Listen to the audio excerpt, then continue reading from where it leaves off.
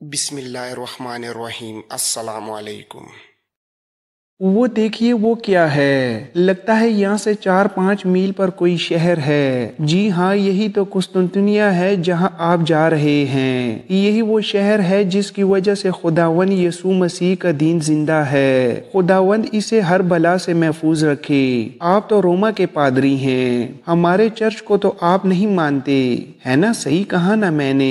بوڑھا ملا بھی دونوں عیسائی فرقوں کے بارے میں جانتا تھا۔ نہیں، ایسی کوئی بات نہیں۔ قسطنطنیہ تو یسوع مسیح کے رسولوں کا شہر ہے۔ میں بھی دعا کرتا ہوں کہ خداوند اس شہر کو محفوظ ہاتھوں میں دے دے۔ قاسم کی بات سن کر ملاح چونک اٹھا اور کسی انجانے خطرے سے اس کا چہرہ زرد ہونے لگا۔ یہ آپ کیا کہہ رہے ہیں؟ محفوظ ہاتھوں میں دینے کی دعا تو شہنشاہ کے حق میں نہیں ہے، کیونکہ سب جانتے ہیں ہمارے قیصر کے ہاتھ محفوظ نہیں۔ سنا ہے مسلمانوں کا نیا سلطان قسطنطنیہ پر حملہ کرنا چاہتا ہے۔ ملاح کی بات سے قاسم کا کلیجہ کانپ گیا۔ اسے ایک دم اپنی حیثیت یاد آئی کہ وہ ایک جاسوس ہے، اور وہ سنبھل کر بیٹھ گیا۔ لیکن اسے حیرت تھی کہ سلطانی حملے کی خبر اس قدر قبل از وقت یہاں کیسے پہنچ گئی تھی۔ اس نے ملاح کو مزید ٹٹولنے کے لیے کہا، لیکن یہ خبر تو بڑی خطرناک ہے۔ سنا ہے مسلمانوں کا نیا سلطان بڑا جنگجو اور بہادر ہے۔ جی ہاں، اس نے یہاں سامنے ہی قسطنطنیہ سے 5 میل جنوب کی جانب ایک عظیم الشان قلعہ تعمیر کرنا شروع کر دیا ہے۔ آج کل تو ہماری ابنائی میں سے یورپی جہاز گزرتے ہوئے گھبراتے ہیں۔ مجھے تو لگتا ہے کوئی خطرناک جنگ ہونے والی ہے۔ دیکھیے مقدس باپ کس قدر خون خرابہ ہوگا، دونوں طرف کے انسان مریں گے۔ حالانکہ یسوع مسیح امن اور محبت کے پیغمبر تھے۔ بوڑھے ملاح نے حسرت بھری آواز میں کہا۔ قاسم کو ایسا لگا جیسے ملاح اپنے مذہب سے بیزار ہو یا پھر اپنے مذہبی پیشواؤں سے۔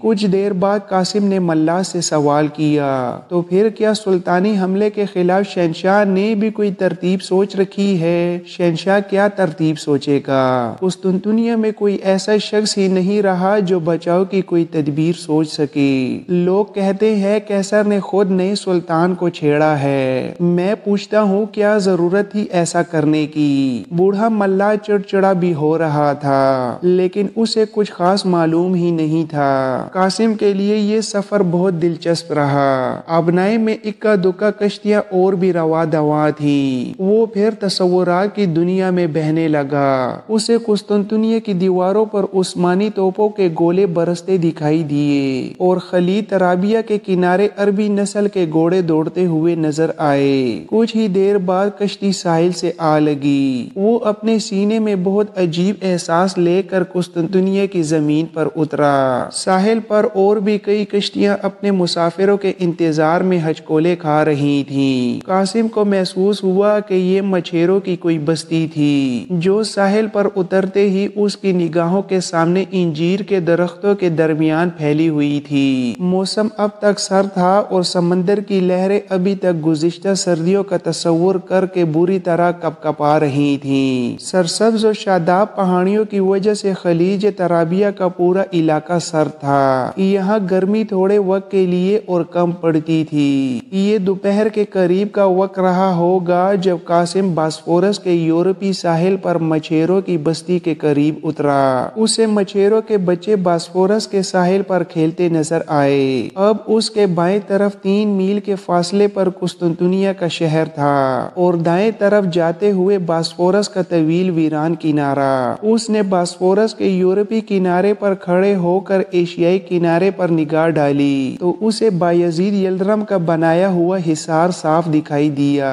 اسے معلوم تھا کہ اس حصار کے بالکل سامنے اسی کنارے جہاں وہ اس وقت کھڑا تھا، سلطان محمد خان ایک قلعہ تعمیر کرنا چاہتا تھا۔ اس نے اپنے ساحل کے چاروں طرف نظر دوڑائی تاکہ اسے نئے قلعے کی تعمیر کے آثار نظر آئیں، لیکن پھر اسے اندازہ ہوا کہ غالباً وہ ابھی قلعے کی متعین کردہ جگہ سے بہت دور ہے۔ حقیقت میں سلطان محمد خان کا یہاں قلعہ بنانا بہت بڑی جرت کا کام تھا، کیونکہ یہ دشمن کا علاقہ تھا اور خصوصاً اس علاقے میں جہاں وہ اس وقت کھڑا تھا یونانی سپاہیوں کا قبضہ تھا۔ یہ سپاہی اگرچہ قسطنطین کے ماتحت تھے لیکن اپنی عادات و اطوار کے لحاظ سے بدتمیز اور حد چٹ واقع ہوئے تھے۔ قاسم اگر یہاں سے قسطنطنیہ جانا چاہتا تو اسے شمال کی طرف 3 میل کا خطہ پیدل طے کرنا پڑتا، لیکن پھر بھی وہ قسطنطنیہ اس لیے نہیں پہنچ سکتا کہ اسی جانب سے قسطنطنیہ کی فصیل کے ساتھ متصل آبنائے باسفورس کی ایک اور شاخ نکلتی چلی گئی تھی۔ یہ ایک پتلی اور لمبی سمندری پانی کی شاخ ہے جسے ایک چھوٹی سی مستطیل خلیج بھی کہا جا سکتا ہے، جو باسفورس سے مغربی سمت خشکی کی طرف نکل آتی ہے اور اس کی شکل سینگ سے مشابہ ہے۔ کسی نے قسطنطنیہ کی فصیل سے طلوع آفتاب کے وقت اسے دیکھا تو سورج کی کرنوں کی وجہ سے اسے پانی کا رنگ سنہرا نظر آیا، تب سے اسے سنہرا سینگ کہا جانے لگا، یعنی گولڈن ہارن۔ فارسی بولنے والوں نے اسے شاخ زرعی کا نام دیا۔ یہ شہر کی جنوبی فصیل کے ساتھ چلتی ہوئی کافی پیچھے کی طرف چلی گئی تھی۔ اس طرح یہ مثلث شہر اپنی 2 اطراف سے سمندر میں گھرا ہوا تھا، تیسری اور اکلوتی سمت خشکی کی جانب تھی، لیکن اس طرف تہ در تہ فصیل بنی ہوئی تھی۔ قاسم دیر تک قسطنطنیہ کی جانب سر اٹھائے دیکھتا رہا۔ اسے یہاں سے برج غلطہ کسی میخ کی طرح نکلا ہوا دکھائی دے رہا تھا۔ کچھ ہی دیر بعد مچھیروں کے بچے دوڑتے ہوئے قاسم کے قریب نکل آئے۔ یہ عیسائی بچے تھے اور راہب کے لباس کو پہچانتے تھے۔ مقدس باپ کہتے ہوئے قاسم کے گرد جمع ہونے لگے۔ قاسم کو ابھی قسطنطنیہ سے پہلے اس ساحل پر موجود اپنے سپاہیوں اور معماروں کو تلاش کرنا تھا اور ان کے کام کا جائزہ لینا تھا۔ چنانچہ قاسم نے مچھیروں کی بستی میں ٹھہرنے کا فیصلہ کیا اور اپنے گرد جمع ہوتے ہوئے بچوں کے ساتھ پادریوں والی شفقت سے پیش آنے لگا۔ بچے اگرچہ میلے کچیلے تھے لیکن ان کی رنگت یونانیوں جیسی صاف تھی۔ یہ مچھیرے بھی دراصل یونانی النسل تھے۔ قاسم نے بچوں کو اپنے سامان سے کھانے کی کچھ چیزیں نکال کر دیں تو وہ اس پر نثار ہو گئے۔ اب بچے قاسم کی ہر بات کا اشتیاق سے بھرپور لہجے میں جواب دے رہے تھے۔ قاسم نے ایک تیز ترار بچے سے پوچھا، کیوں بیٹا، یہاں قریب ہی کچھ سپاہی آئے ہوئے ہیں، شاید غیر ملکی سپاہی ہیں، کیا تم جانتے ہو کہ وہ کس طرف ہیں؟ جی ہاں، وہ سب کے سب سروں پر امامے باندھے ہوئے ہیں اور ان کی تلواریں گول ہیں۔ ایسے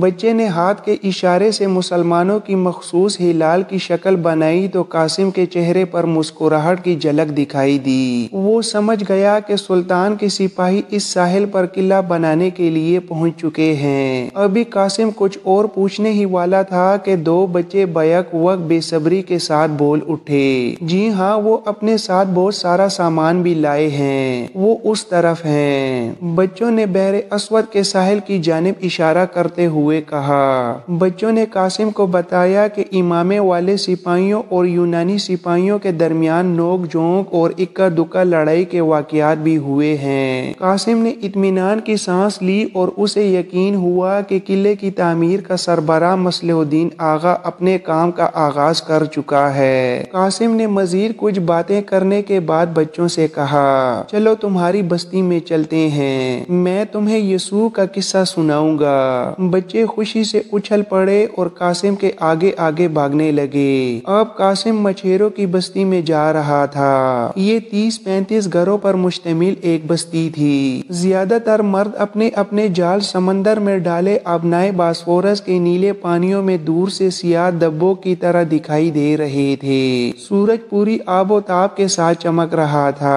عورتیں اپنے گھروں میں کھانے پکانے کے کام میں مصروف تھیں، البتہ لڑکیاں بالیاں باہر دھوپ میں کھیل رہی تھیں۔ کچھ دوشیزائیں ایک طرف بیٹھی چمکتی دھوپ میں اپنے اپنے بال کھولے ان میں کچھ تلاش کر رہی تھیں اور اس کام میں ایک دوسرے کا ہاتھ بھی بٹا رہی تھیں اور ذرا ذرا سی بات پر زور زور سے ہنس رہی تھیں۔ جو ہی ان دوشیزاؤں کی نظر قاسم پر پڑی، ان کے کہے رک گئے اور وہ ایک دوسرے کو چھوڑ کر اٹھ کھڑی ہوئیں۔ لڑکیاں بالیاں بھی اجنبی अजनबी की तरफ भागी और दोशीज़ाएं भी उस नौजवान पादरी के नजदीक आ गईं। कासिम का कद कामत और सुर्ख व सफेद चेहरा देखकर मछेरन दोशीज़ाएं की आंखें हैरत से खुली की खुली रह गईं। इतना कड़ियल और खूबसूरत राहिब उन्होंने पहली बार देखा था। उन्होंने मुकद्दस बाप को सलाम किया और सर झुकाकर धीरे धीरे हंसने लगी। कासिम ने लड़कियों की निगाहों में अपने लिए सताइश के जज्बात देख लिए थे। उसने एक मासूम मुस्कुराहट फेंकते हुए राहिबाना अंदाज में कहा, बच्चों सलामत रहो, लंबी उम्र पाओ और एक दूसरे के साथ मोहब्बत से रहो, क्योंकि खुदावन यसू मसीह मोहब्बत को पसंद करते हैं। मोहब्बत के लफ्ज पर दोशीज़ाएं कसमसाईं। एक तेज तर्रार लड़की ने जट कासिम से सवाल कर दिया, फादर क्या आपने मोहब्बत की है कभी किसी के साथ? हाँ, मैंने पूरी इंसानियत के साथ मोहब्बत की है। मेरे दिल में मोहब्बत के सिवा कुछ भी नहीं बच्चों, मेरे दिल में सबके लिए मोहब्बत है, आपके लिए भी। कासिम के आखिरी अल्फाज पर एक शर्मीली सी मछेरन दोशीज़ा ने पहली बार पलकें उठाकर उसे देखा। कासिम की नजर उस लड़की के चेहरे पर पड़ी तो उसे महसूस हुआ कि ये लड़की दूसरी लड़कियों से मुख्तलिफ है। कासिम अभी उसी जगह मौजूद था कि एक बूढ़ा मछेरा कंधे पे चप्पू डाले उसी तरफ आता हुआ दिखाई दिया। बच्चे बोले, सरदार आ रहा है। दो लड़कियां एक तरफ हट कर खड़ी हो गईं। मछेरों का सरदार कासिम के करीब आया और उसे अदब के साथ मिला। मुकद्दस बाप, आपने हमारी बस्ती में आकर हमें बहुत इज्जत बख्शी है। यहाँ बहुत कम फादर आते हैं, हम मछेरे हैं ना, इसलिए यहाँ हमने एक झोंपड़ी को चर्च बना रखा है। आप आइए, आपके आने से पहली बार हमारे गांव में एक मुकद्दस राहिब दाखिल होगा। कासिम ने बूढ़े सरदार को फादरों वाली शफकत दी और उसके साथ चल पड़ा। उस दिन शाम तक पूरी बस्ती इसी धुन में लग गई कि मुकद्दस बाप ज्यादा से ज्यादा देर उनके यहाँ ठहरे। कासिम को अंदाजा नहीं था कि मछेरों की बस्ती में उसे इस कदर पजीराई मिलेगी। एक तरफ डर था कि मछेरे जो कि यकीनन यूनानी कलीसिया के साथ वाबस्ता होंगे उसके रोमन कैथोलिक होने पर अच्छा नहीं जानेंगे। उसने रोमन कैथोलिक लिबास किसी और मकसद के लिए पहना था, लेकिन मछेरों को जब मालूम हुआ कि फादर रोमा से आया है तो वो और भी ज्यादा खुश हुए। वो अनपढ़ गैर मजहबी लोग थे और उन्हें मजहबी फिरकों की ज्यादा खबर नहीं थी। अब यहाँ रहना कासिम के लिए कोई मसला नहीं था। चुनांचा उसने मछेरों की बस्ती में रहने का फैसला किया ताकि वो कुस्तुनतुनिया की समंदरी अतराफ का गहरी नजर से जायजा लेकर सुल्तान को आगाह कर सके। वो यहीं से कुस्तुनतुनिया जाना चाहता था, लेकिन इस तरफ से कुस्तुनतुनिया जाने के लिए उसे रास्ते में पड़ने वाले गोल्डन हान को कश्ती के जरिए उबूर करना पड़ता, और अगर वो खुश्की के रास्ते कुस्तुनतुनिया में दाखिल होना चाहता तो उसे गोल्डन हान के ऊपर से होकर शहर के बहुत बड़े दरवाजे सेंट रोमान से दाखिल होना पड़ता। चुनांचा कासिम मछेरों की बस्ती में रह पड़ा। शर्मीली लड़की जो दूसरी लड़कियों से मुख्तलिफ थी, उस बस्ती के सरदार की बेटी थी। उसका नाम रोजिस था और बाकी लड़कियां उसे रोजी कहकर पुकारती थीं। बस्ती की लड़कियां और बच्चे कासिम से इंजील का सबक पढ़ने लगे और उसके एक एक इशारे के गर्विदा हो गए। रोजी जानती थी कि कासिम एक राहिब है और वो कभी शादी नहीं कर सकता, लेकिन फिर भी वो कासिम को देखते ही खुदा जाने क्यों नए नए सपने देखने लगी थी। ये सपने तो वो पहले से ही देखती थी। वो देखती थी कि उसके ख्वाबों का शहजादा किसी न किसी रोज उसे लेने के लिए जरूर आएगा, लेकिन उसने ये नहीं सोचा था कि वो शहजादा एक राहिब के रूप में आएगा। वो दिन भर किसी न किसी बहाने कासिम की खिदमत में हाजिर होती रही थी। सादा सी, मासूम सी और शर्मीली सी वो मछेरन तीसरे दिन ही दिलो जान हार बैठी और कासिम से कह दिया, फादर आप इस उम्र में एक राहिब की हैसियत से बिल्कुल अच्छे नहीं लगते, आपको सिपाही होना चाहिए था। कासिम मुस्कुरा रहा था। उस मासूम मछेरन को क्या मालूम कि जिस नौजवान पर वो मर मिट्टी है वो हकीकत में सिपाही है। कासिम अपनी आमद के दूसरे रोज ही आबनाए बास्फोरस के उस सिरे का गोल्डन हान तक जाकर जायजा ले لے آیا تھا۔ وہ جنوب کی طرف گیا تھا اور اس نے دور سے مصلح الدین آغا کے معماروں کو سلطانی قلعے کا کام کرتے بھی دیکھا تھا۔ اپریل کے اختتام پر قلعے کی بنیادیں چنوائی جا چکی تھیں۔ سلطان نے اس قلعے کا نام رومیلی حصار تجویز کیا تھا۔ اب قاسم گولڈن ہارن کا مزید جائزہ لینا چاہتا تھا۔ وہ فی الحقیقت اس زنجیر کو نزدیک سے دیکھنا چاہتا تھا جو گولڈن ہارن کے دہانے پر سمندر میں لٹکائی گئی تھی۔ گولڈن ہارن ایک چھوٹی سی خلیج تھی جو قسطنطنیہ کے پہلو میں فصیل کے ساتھ لیٹی تھی۔ چھوٹی سی خلیج آبنائے باسفورس سے نکل کر یورپی ساحل میں داخل ہو گئی۔ عام طور پر چھوٹے جہاز اور کشتیاں جو آبنائے میں چلتی ہیں اس خلیج میں بھی داخل ہو جاتی ہیں۔ گولڈن ہارن کی جانب سے قسطنطنیہ کی یورپی تجارت ہوتی تھی۔ اس جانب شہر کا ایک اور دروازہ تھا جو خلیج میں کھلتا تھا۔ اسی خلیج کے دہانے پر شہر کی حفاظت کے لیے لوہے کی ایک بہت بڑی زنجیر یوں باندھی گئی تھی کہ عام حالات میں وہ ڈھیلی ہو کر سمندر کے اندر لٹکی رہتی اور جب کبھی گولڈن ہارن میں کشتیوں اور جہازوں کو روکنا مقصود ہوتا تو زنجیر کھینچ کر گولڈن ہارن کا دروازہ بند کر لیا جاتا۔